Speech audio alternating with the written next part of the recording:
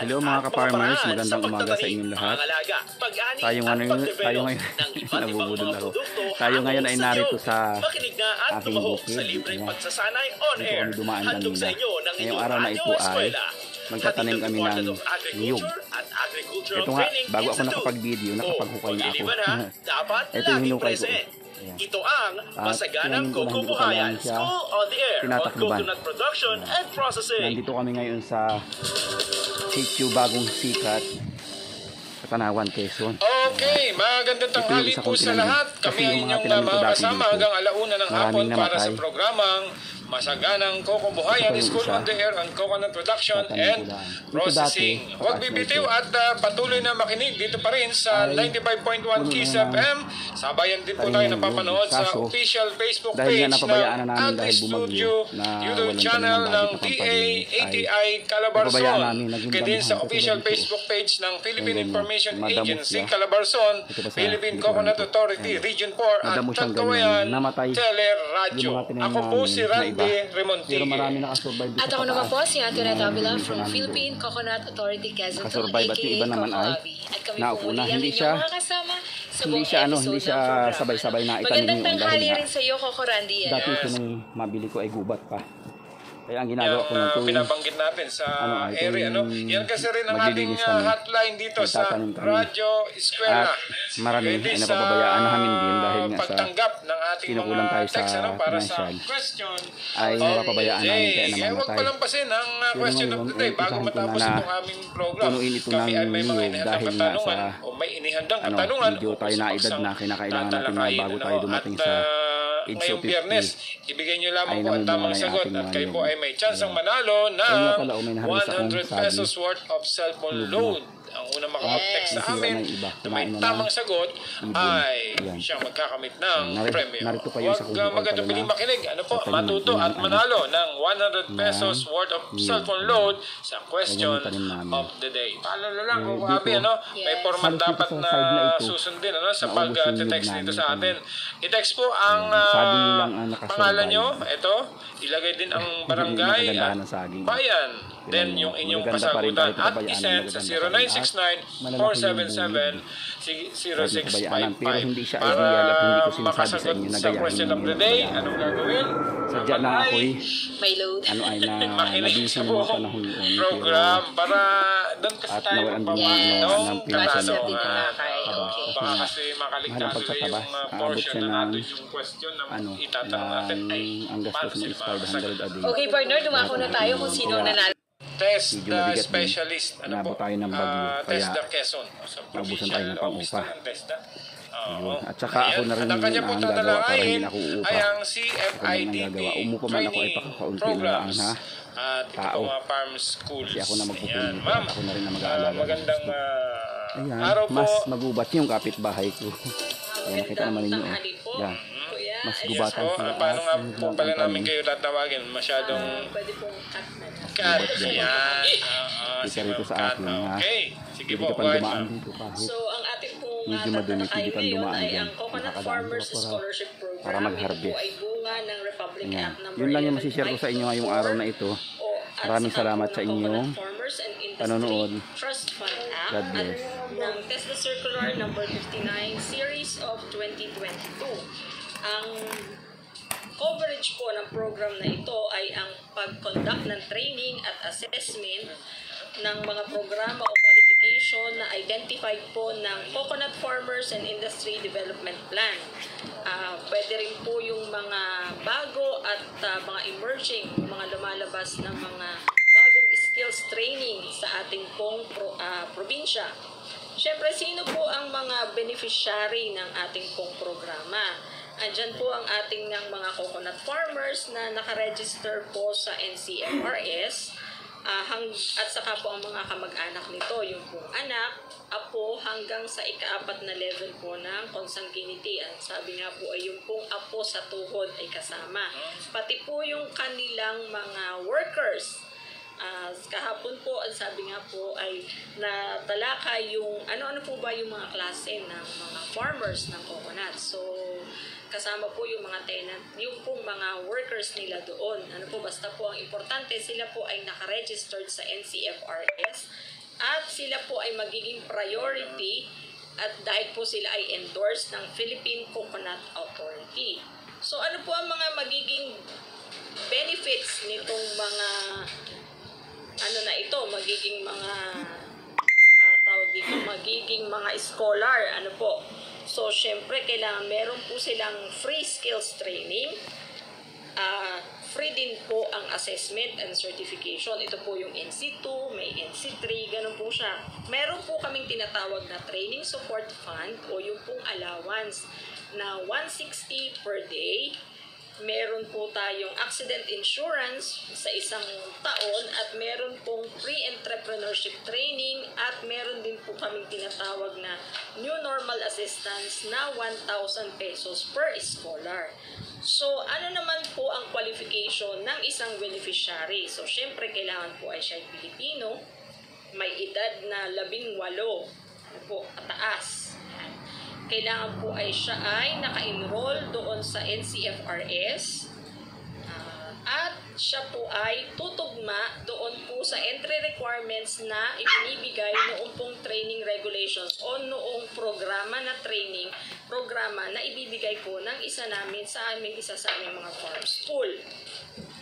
So, ang ating pong farm school, meron po tayong 20 farm school sa ating pong sa Quezon Province at meron po tayong 3 TTI. Nung pong nakaraang taon, meron po tayong 437 graduates kasi ito po ay ginawa po ng last quarter. Nag-implement po at ang ating TESDA ng last quarter. Yun po ang unang implementation ng CFIDP training sa Quezon Province. At ngayon po namang 2023 ay meron po tayong 300 slots for the first quarter. Yan. Meron na po tayong nakagraduate na 99 at meron pong ongoing pa po na nasa 200 na training. Yun po sa buong Quezon Province. So, saan-saan po ang ating farm school? So, for the first quarter po ng 2023, pwede po kayong pumunta yung po mga tagapagbilaw dyan po sa Cortijo de Palsabangon. Ito pong malapit sa Dolores, Quezon. Yan, ito pong part dyan sa may po bang distrito ito. Yan, ito pong Encarnacion Farm sa Dolores, Quezon. Dito po sa Flor and Daisy, yan po ay nasa Sariaya. Ang Glinoga Farm po, organic farm, nasa Pitogo, Quezon.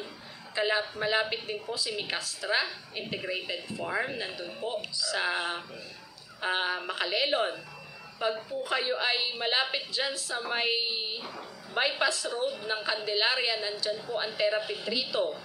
Pag po Kalawag, Vitamin C Integrated Farm, Gumaka po, yung 4K Cacao Farm. Dito po tayo sa Lopez, andyan po ang NS Villamor.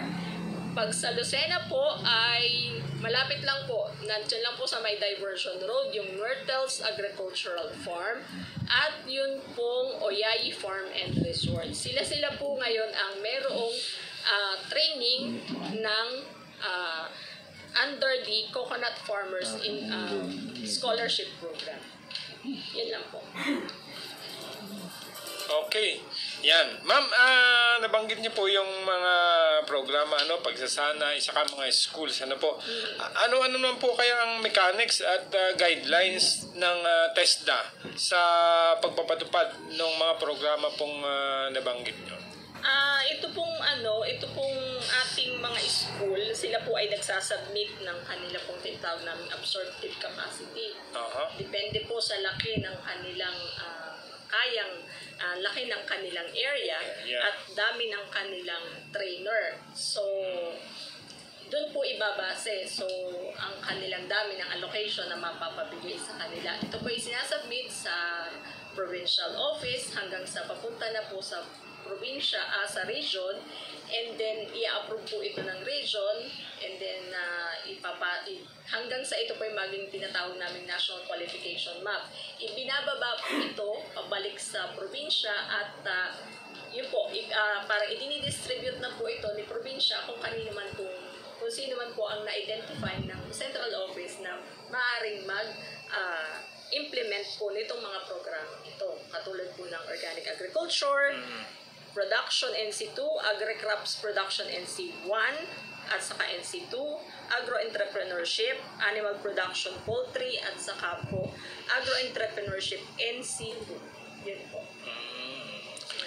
Ito dun sa mga accredited po ito na mga school na accredited ng TESDA. Opo, accredited po. Kailangan po i-accredited ng mga school na ito ng TESDA. At the same time, accredited din po sila ng ATI. ATI. Okay. Yes, ma'am. Follow-up question lang po. Sino po ang pwedeng kontakin or puntahan pag mag-a-apply po ng scholar ang qualified? Bibisitahin po nila itong mga school na nabanggit ko para at the same time po, pwede rin po naman dun po sa kanilang mga munisipyo, di po ba andun po nagpaparegister po sila doon sa NCFRS, di po nila isinasubmit. So, yun din po ang pinagbabatayan po nitong mga school na ito na sinabi ko, kung sino po yung pwedeng maging estudyante. Kasi hindi po namin pwedeng maging trainee yung kung hindi na registro. naka-register. Yes, okay. Kailangan lihitin mong coconut farmers. Kailangan po ay lihitin mong anak ng isang farmer or talagang yung mismong farmer ng coconut. Napakahalaga talaga nung yung NCFRS. yung mapabilang ka doon sa Yes po. Kaya po kung kayo ay hindi pa nakarehistro sa NCFRS, pwede po kayong pumunta sa aming tanggapan sa lalawigan ng Quezon. Marami po, may mga offices po dyan na pwede po kayong magpa-rehistro. Ano po? Ma'am, follow up lang doon sa pag natapos doon sa school, ano yung makukuha ng estudyante? Meron pong national assessment. Okay. So pagkatapos po ng training, may national assessment po yan yung certification para po makakuha sila ng national certificate level 1 or level 2. Pag minsan po, meron din pong level 3. Pagkatapos po nun, yun din po ay free. Kumbaga po, wala rin po yung bayad. And then, meron din po silang allowances. May allowance pa. 160 per day po yun. Natututo ka na, tapos meron ka pang allowance. Opo, ang kailangan lang po namin ay yung estudyante. Bibigyan na po namin ng baon. Para pumasok. Opo, Baon lang po ang hindi na po kasama yung accommodation ng estudyante. Ay, hindi po. Usually po kasi kung nasaan po yung institusyon, yung kung saan din po ang location, tagaroon din po yung in-cater nila pong estudyante. Kung saan yung po kung Sariayahin. Sa Sariaya lang. Sa Sariaya po ang concentration. Ayun. At yung kaalaman nila doon makukuha, saan nila magagamit yun, ma'am? Improvement po ng kanilang niyugan. Sa niyugan din nila? Opo, yun din po yun. Magagamit nila doon? Opo.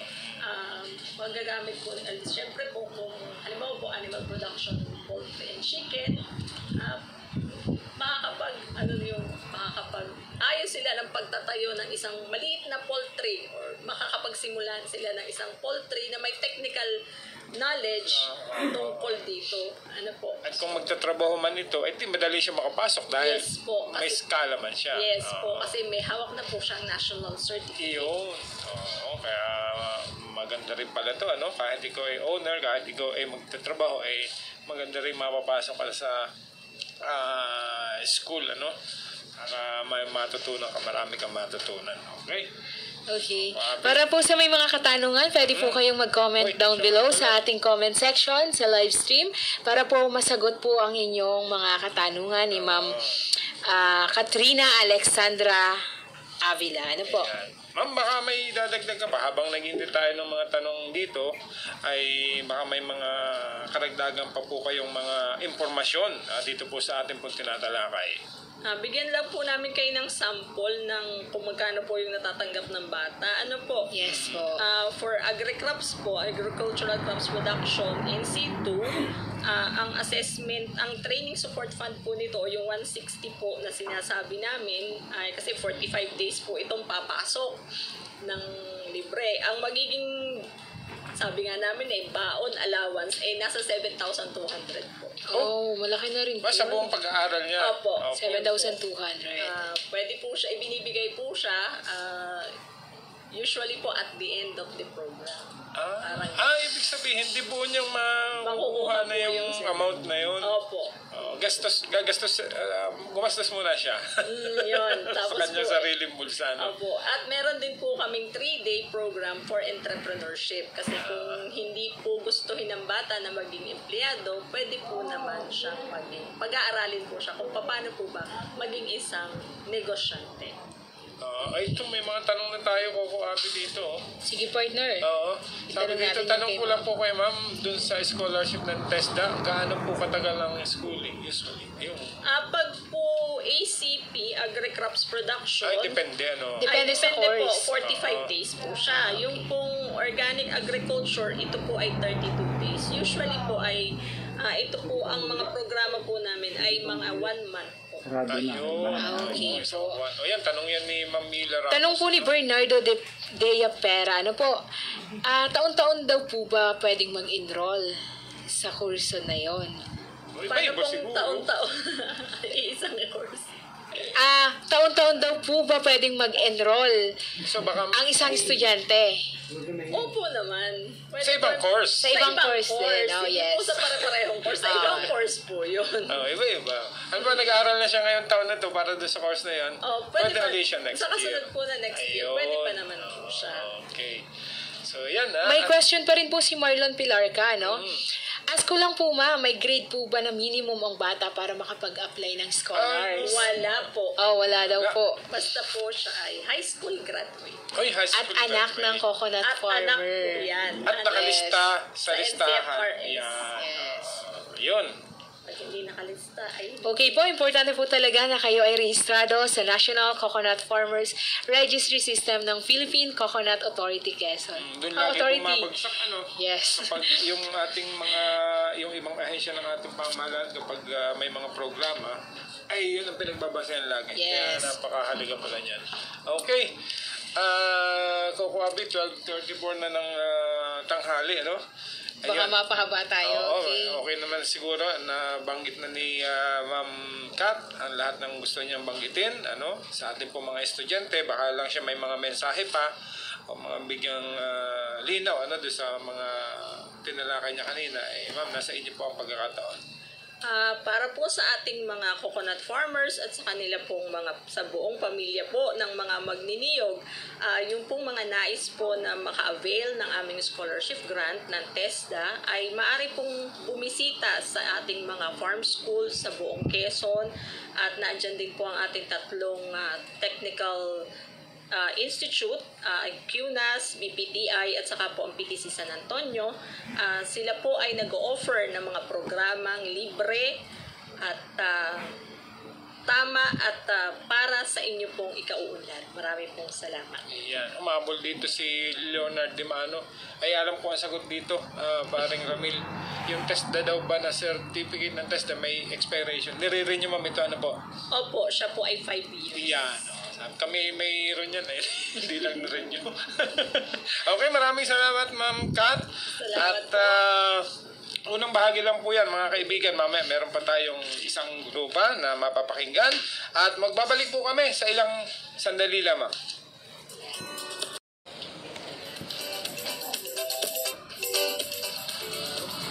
Okay, kayo po ay patuloy na nakatutok at ipagpatuloy po natin ang ating paksa patungkol sa CFIDP training programs. Pero before yan, partner, nais nating bumati sa ating mga taga-subaybay sa ating live stream through. Yes, partner. Shoutout po kay Saldua Vic, kay Bernardo Diapera, kay Nay Lerca, ang hihirap naman ng mga pangalan nito. Isa Pasaho. Oo. Kay JJ ni Pomoseno, may katanungan pa siya pero baka masagot naman ito later on. Kay Leonard Dimaano, ayan. Kay Ricky Murillo, may tanong din siya. Okay, magandang tanghali po sa inyo. Salamat po sa patuloy na pagtutok. Magandang tanghali po sa lahat ng nanonood via live stream. And muli po kasama po natin si Miss Bira Eliza L. Hamulin, ang Training Specialist 3 and CFIDP Focal Person ng DAATI Calabarzon para talakayin ng CFIDP Training Programs. Magandang tanghali na po, Ma'am Bira. tanghali din po. So, bago po tayo magpatuloy, baka gusto niyo pong bumati muna sa ating tagapakinig. Yun po, magandang tanghali po sa lahat ng ating pong mga tagapakinig, ng ating pong SOA ngayon ng Kokobuhayan. Shoutout po doon sa ating pong mga kasamahan from the AATI Calabarzon sa 13 Martires City, Cavite. Ayan po, mga nakatutok din po sila sa ating SOA every week. Okay. Dako na tayo sa unang katanungan, ma'am. Okay ba? Ano ang programa o pagsasanay ang ipinagkaloob ng DAATI Calabarzon sa ilalim ng CFIDP? Ayan. So maraming salamat dun sa tanong, Coco Abby. Sa parte po ng DAATI Calabarzon, so kung matatandaan nyo po yung mga unang aralin ay nagbabanggit po ng mga bahagi ng programa under the CFIDP. Yes. So sa DAATI Calabarzon at yung nauna po nating resource person from TESDA, magkahati po ang dalawang ahensya sa pagbibigay po ng mga pagsasanay sa ating pong mga magniniyog at saka yung sa kanilang pamilya. So bahagi po sa AATI Calabarzon, meron tayong mga pagsasanay pero ito po ay buong rehiyon. Yung na-discuss kanina ni Ma'am ay sa TESDA, sa Quezon only, pero yung pong saklaw sa AATI Calabarzon, buong rehiyon.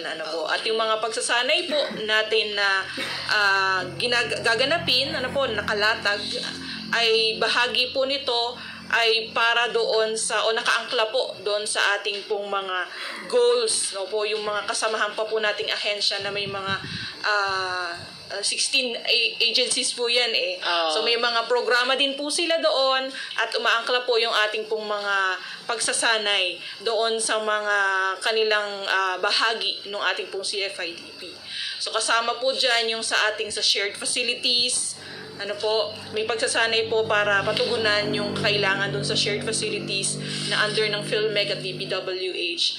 At yung po sa farm improvement na may kasamang integrasyon ng paghahayupan at saka yung integrasyon ng ating mga high-value crops na coffee at cacao. Yes.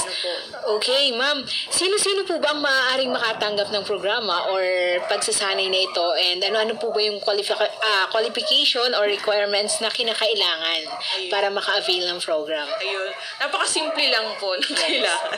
Lagi naman tayong paulit-ulit kasi di ba nakasulat naman po yun sa batas natin ng RA 11524 na lahat po ng mga magdidiyog at kanila pong pamilya ay maaari pong maka-avail ng ating pong mga pagsasanay. Yun nga lang po, dapat sila ay registered pa rin. Okay, para sa hindi pa nakakaalam, So yun kailangan po talagang pinaka-requirement natin. The rest po, mabilis na yung mga ibang requirements. Kung malapit ka, ganun lang po kasimple yung mga pagsasanay na, yung mga requirements natin sa mga pagsasanay. Okay, so yun talaga ang importante, kahalagahan ng NCFRS. Yes. So, para lang yun sa mga hindi pa nakakaalam at ngayon pa lang nakatutok. So, may buti na rin at naitanong natin. So, baka po may mensahe pa kayo sa ating mga tagapakinig na gustong malaman. Ma'am Bira? Ayun po. So, ituloy ko lang din po yung natin, yung mga nakalatag na pagsasanay po natin. So, kasalukuyan, ito pong ating SOA na to, isa sa po sa mga pagsasanay na hatid ng DAATI Calabarzon. So, nakaka-avail na po yung ating mga tagapakinig na ngayon ng ating pong pagsasanay. Yung iba po nating mga pagsasanay, ongoing na po actually po. Nitong nakaraan, nagkaroon tayo ng mga pagsasanay sa 10-day specialist ng coconut. So 10 araw po na nag-aral. Ang ating po mga technician ng bawat lokal na pamahalaan po. Patungkol po sa production hanggang processing po ng coconut.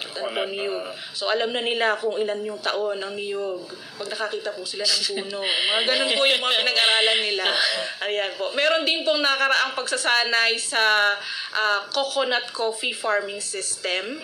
Dinalahan po yan ng 20 din po ng mga tekniko natin sa Calabarzon. At yung po namang sa good agricultural practices ng coconut ay 25 po na mga AEW's partner na po yan at saka po yung mga presidente natin ng coconut farmers. Leaders, yes. Pagkatapos po niyang training of trainers na yan, ay sila naman po yung magko-conduct o mag-i-implement ng pagsasanay kasi trainers na sila Yes. So sila naman ngayon na magtuturo doon sa kanilang area nung kanilang natutunan. Kaya magkakaroon ng mga farmer level trainings. Ngayon pong buwan ay GAP Coconut, yung Good Agricultural Practices sa may nakasulat na po Candelaria, Lokban at saka sa parte ng Pagbilao. So mayroon na po mga nakalatag niya yan. Tapos po, doon sa native pig production po na dinaluhan din po ng 25 nating mga tekniko at mga farmer leaders. Ang rollout naman po niyan o pagkoconduct ng pagsasanay natin sa mga farmers sa area nila ay sa Hulyo, July. Apo. At yung mga nakasunod na mga trainings po natin, meron din po tayong pagsasanay sa Farm Business School. Meron po yung 10 days po yung ating pong Farm Business School na para po sa ating mga coconut farmers. And the same po, meron din po pagsasanay sa native chicken production. Dairy farm operation management sa kambing, dairy farm operation and management po ng cattle, training on coconut cacao farming system. Yan po yung mga pagsasanay natin na kung makikita niyo po or makikinig niyo doon sa title, ito ay integrasyon ng mga paghahayupan at saka yung high value crops. Doon po talaga pumapasok yung mga pagsasanay. At saka po patungkol sa production pa lang po yung 2023 nating target. So 2024, mas marami pa. Mas marami pa. Yes, mas and marami the same pa. po pa rin na meron pa rin po yan the same na title natin ngayon. Hindi naman po pagkatapos Mawawala ng yun. kataon na mawawala na yung pagsasanay. Tuloy-tuloy lang. Tuloy-tuloy lang po siya. Madadagdagan pa. Yes po. Okay, yan yung mga training ng DAATI, sobrang dami din pala. So, partner, ikaw, gusto mo bang sumali or mag-join sa... Yan ang kailangan natin ngayon, lalo na sa food security, yes. Wala pa tayo lahat, maraming kaalaman pagdating sa paghahayupan, paghahalamanan, yan ang kailangan natin. Hindi lang basta... kasi lahat naman ng nasa probinsya may mga lupa, di ba? Yes. Kailangan natin yun, kaalaman na yun. Yes, partner. So, meron pa po ba kayong dagdag mensahe para sa ating mga tagapakinig, ma'am? Ayun po. So, baka po yung mga ibang interested na po na makapagsanay po dun sa ating pong mga trainings ay nag-i-inquire na So, yung pong ating pong mga pagsasanay, ito po ay in collaboration po. Ibig sabihin, makikipag-ugnayan po ng mga ahensya sa may DARFO, BAI, Bureau of Animal Industry, at saka yung National Dairy Authority. Pero ang pinakamahalaga po ay yung ating po sa lokal na pamahalaan. Dahil sila din po yung kilala kayo na coconut farmers. So nagba-vouch din na kayo ay coconut farmers at kayo po ay talagang pwedeng maka-avail, beneficiaryo talaga ng ating pong mga pagsasanay. So yun po yung komunikasyon natin para dun sa pag-avail din po ng ating pong mga training programs. Okay. Okay, maraming salamat, Ma'am Bira. Walang katanungan sa ating comment section Hindi, meron dito. Ito, si Cesar Oblea. Ang tanong ko po ay pwede po kaya makakuha ng scholarships ang anak ng... meron ito kanina, di ba? Para sa yan? Pero hindi agree ang course. Yes. Yun hindi yata. Intended din sa CHED, no? Sa CHED. Iba. Pero kung sa scholarship po, idagdag ko na. Sige. Kaya lang po, hindi, yung meron kasing offering din po ang DAATI Calabarzon ng scholarship, yung ating pong EC Agri, Educational Assistance for the Youth. Ito po ay degree programs, agriculture at saka agri-related courses po. So may batch 3 na po kami ngayon ng mga scholars ng mga kabataan po. And June 19 yung deadline ng application. Para po sa enrollment natin ngayon. Yes, so sino ang pwedeng maka-avail ng scholar na yun? Siyempre po, anak po ng mga magsasaka at anak din ng okay. Hindi lang anak ng magniniyog in general. Kasi yung sa CFIDP naman, sa CHED naman. Yes. Ayan, okay. Wala pa sumunod doon sa tanong na yan? Ay, siguro, naintindihan lahat, Ayan. Yung ating yung ating pina-plug mo na, na malapit na yan Kailan ba yan? Okay, magkaroon muna tayo, partner, ng announcement, Magsasagawa ang DAATI Calabarzon ng 2 batches ng training on rice technology update and farm mechanization for agricultural extension workers na may kalakip na CPD points. Ito ay gaganapin sa DAATI Calabarzon Training Center, 13 Martires City, Cavite. Ang unang batch ay sa darating na June 19 to 23 at ang ikalawang batch naman ay sa Agosto 21 to 25. 20 kalahok na agricultural extension workers at rice program coordinators ang pipiliin bawat batch. Kung kayo ay kwalipikado at interesadong maging kalahok, magtungo lang sa website ng DAATI Calabarzon, ati.da.gov.ph or ATI-4A o di kaya i-check ang pinned post ng ATI Calabarzon Facebook page upang makapagpa-reserve ng slot. So kung kayo po ay interested at qualified, pwede po kayong makipag-ugnayan sa DAATI Calabarzon. Yes, muli po. Maraming salamat po, Ma'am Vera Eliza Hamulin, para sa inyong pag-share ng knowledge sa ating mga coconut farmers na estudyante. Thank you, ma'am. Okay. At wala pong bibitiw, mga kaibigan. At kasunod na ang pinakaabangang question of the day.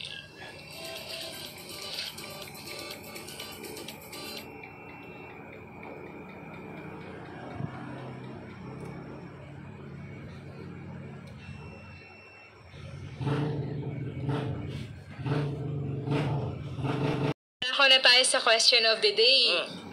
Pero kung kayo ay may mga katanungan pa pwede pa po tayong humabol sa ating tinalakay ngayong araw para po masagot ang ating mga katanungan. Pero before yan, dumako na muna tayo, partner, sa question of the day. Yes, sige. Ano yan? Ito na ang pinaka-inaabangan nila. So, i-ready po natin ang ating cellphone at itay po ang ating tamang sagot.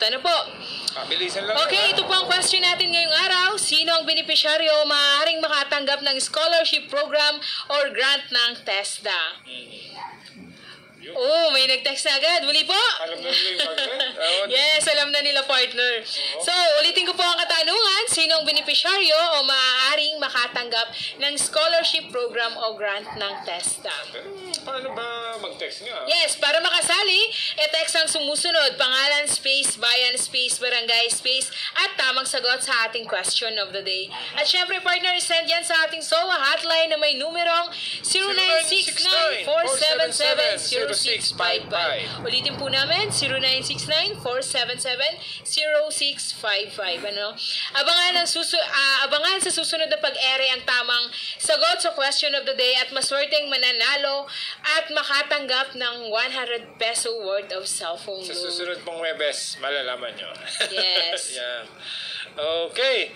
At muli, pinasasalamatan natin yung ating mga naging guro ng ating programa. Although may mga tanong pa yata tayo, pero doon lang kanina pa. Wala na si ma'am sa TESDA, maraming salamat po sa ating unang naging guro ng ating programa. Coco Abi, sino? Si Ma'am. Si Ma'am Katrina Avila. Hindi mo, nalilimutan mo na eh.